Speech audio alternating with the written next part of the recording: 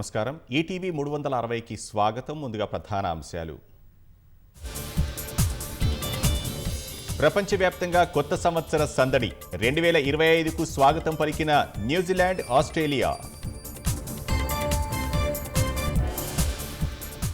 రాష్ట్రంలోనూ ఆనందోత్సాహాలతో వేడుకలకు సన్నాహాలు.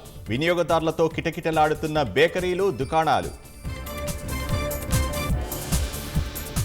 2024లో అనేక విజయాలు అందుకున్నామన్న ప్రధాని.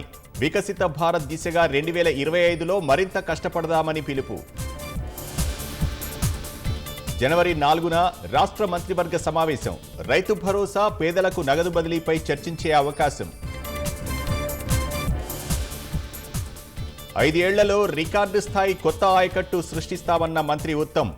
ప్రాధాన్యతా క్రమంలో ప్రాజెక్టులు చేపడతామని స్పష్టీకరణ.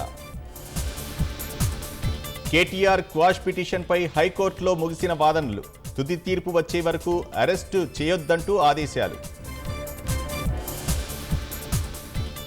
రాజకీయం కోసం చిత్ర పరిశ్రమను వాడుకోవద్దన్న దిల్ రాజు. సీఎంతో భేటీపై కేటీఆర్ వ్యాఖ్యలు బాధాకరమని వ్యాఖ్య. హైదరాబాద్ ఖాజాగూడలో ఆక్రమణలపై హైడ్రా కొరడా. 10 ఎకరాల ప్రభుత్వ భూమి స్వాధీనం చేసుకున్నట్లు ప్రకటన.